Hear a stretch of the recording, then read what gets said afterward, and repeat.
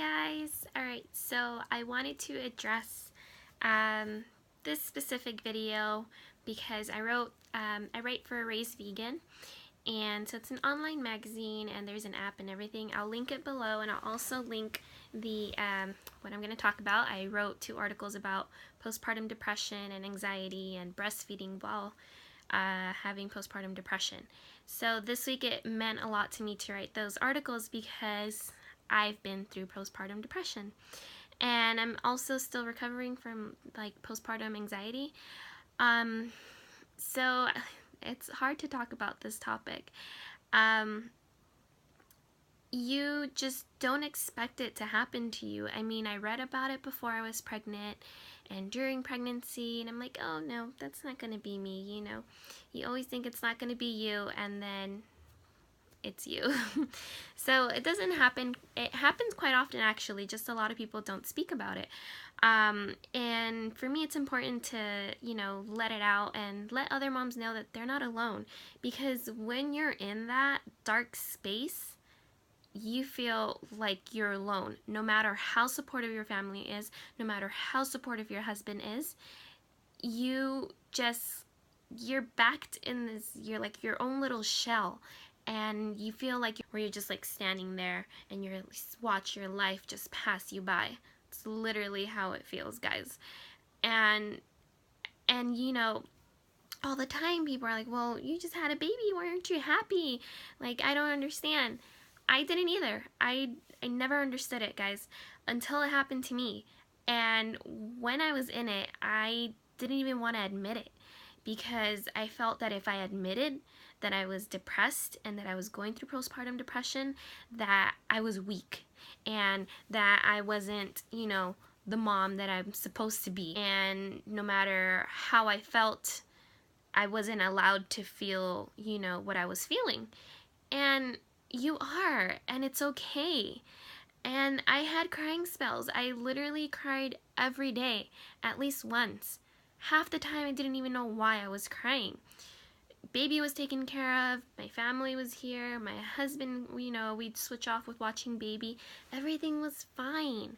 And I just didn't understand it. And that's basically, you know, what happens is that when you're in it, you just don't understand what's going on. You know something's up with you, and you know you're not yourself, but you can't pinpoint what is going on. So you can't pinpoint what's going on with you, and it's frustrating because you know that you don't want to be here, and you don't want to be stuck in that space.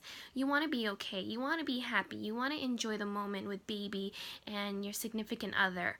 But it's hard. And there's kind of like no way to explain it unless you've been through it or are going through it. You just, you know, the anxiety is crazy. So for me, it was with breastfeeding that kind of tipped it some more for me. And I had a C-section, and I've heard that, you know, if you have a C-section, you're more prone to having postpartum depression along after the baby blues, because, you know, your body doesn't go through that natural birthing. So it's still, the hormones are like, your body's like, wait, where's the baby? What's going on? You know, like out of nowhere, bam, baby's out, without having that natural release of your hormones, you know, out of your birthing canal. So yeah, and it sucked because I felt like I wasn't able to bond with my baby.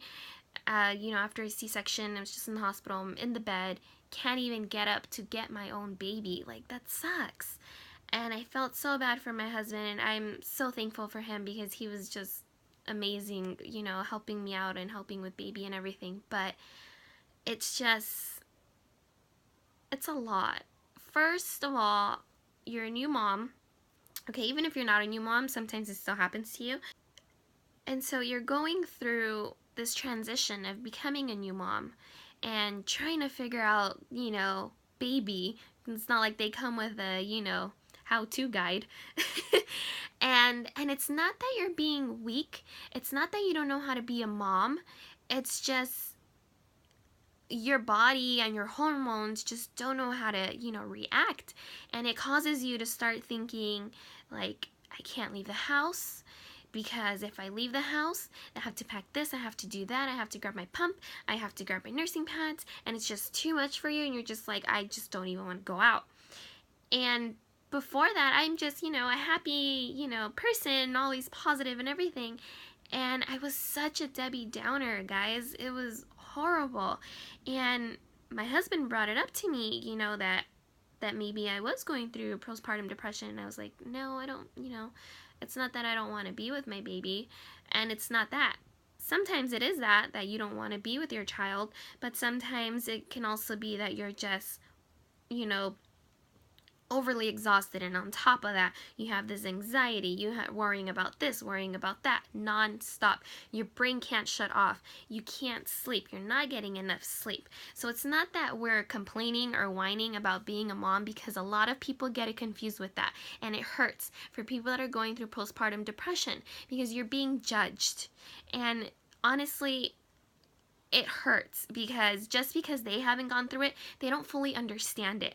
And I feel like unless you've been through it, you'll never understand. You can, I'm getting teary because I get so passionate about it, because it hurts when you're being judged as a mom, And sometimes coming from a Hispanic background, they think that, well, I got it, like, well, that's being a mom, well, have fun, you wanted to be a mom. And they just don't understand, it's not that I chose to have postpartum depression, and it's not easy. My family was coming over, they wanted to see baby, and it was fine. I was there, but I wasn't all there. It was literally a blur, and I wasn't happy. I was sad all the time. I couldn't see the light at the end of the tunnel at all. I thought that this is how my entire life is going to be from now on. I was not going to be able to go back to being myself. And it's hard when you look in the mirror and you don't recognize the person in front of you.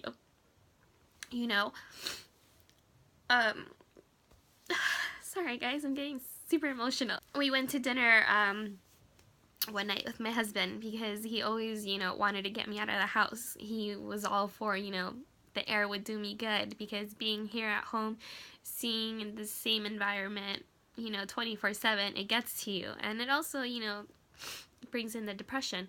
So we went to dinner, and we just started talking and stuff, and I just started wanting to cry, and I couldn't enjoy being out with my husband, and I wasn't myself. And I didn't want to be such a Debbie Downer around him and being this sad person all the time. And so that night when we were in the car, we were driving back. So at dinner we were quiet, and it sucked. Like, I didn't want to be like that. And we were driving back, and I said, I think I am depressed. And that's when it caught me, and I just started crying. And my husband, he was like, if you need to cry, you just need to let it out. It's not that you're weak, it's okay to cry. That felt so good to hear, because I was always afraid of crying it out, because it made me feel weak. It made me feel like I wasn't a good enough mom. And it's not that. You need to, if you're seeing that you're not yourself, and you're accepting it, and you're realizing all that, it's a good thing, because you're already getting a step closer to overcoming that and being able to deal with it, and kind of see how you can, get better and approach it, and, conquer it, your postpartum depression, because it sucks. And so, you know, we talked about it, and I would still cry at night, or not just at night, any time of the day. And not being able to understand why is the most frustrating part, I think. And I thought, you know, I just didn't feel like myself, and it's just the weirdest thing ever. And you can't figure out why, and you can't figure out how to get back to yourself, because you feel like you're just sucked into this world where you're never going to be yourself again. And so I thought the sooner that I got back into my old environment, which was the gym, yoga studio, back to where I was, that the quicker or the better it would be for me to start feeling like myself again. And so I would say it was probably like 2.5 months, almost 3 months before when I decided to go back to work. I think it was 3 months. I was working at the gym, just front desk. I wasn't teaching yet. Again, I'm a Pilates instructor. I wasn't teaching Pilates yet, but I wanted to get back into it. And so I went back to the gym. So I got to the gym, and I swear to you, the minute I walked in, it was like, it felt so good. It felt like I had hope. That's what it was. There was hope for me. Going back to my environment and my surroundings and the people I'm around and talking and being away from baby. Not that I'm saying I wanted to leave my baby, because I didn't. I actually wanted to be with him like all the time. I didn't even want anybody to like stay with him. It's such a relief, and you need that, moms. I'm telling you. Even if I know it hurts, and I cried the first time I left my son, but you need to be yourself too, you know, and you need to take care of yourself. Self-care, self-love, because if you're not happy, then baby's not getting, you know, the full you.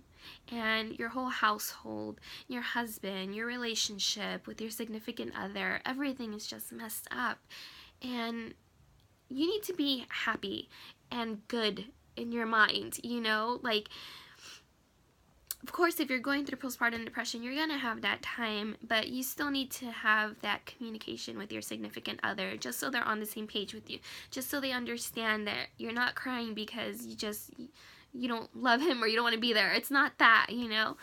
So it really helps with communicating, and I hope that if you're going through this, I know it's hard, and I know that you feel alone, but you're not, okay? It may take some time, longer than mine. I still have just like minor anxiety, but it's nothing I can't really handle now.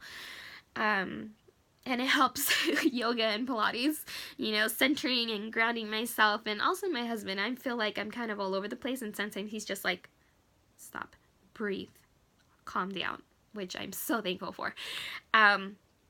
So if you're going through it and you can't see the light at the end of the tunnel, it may be a long tunnel, but you will get there, okay?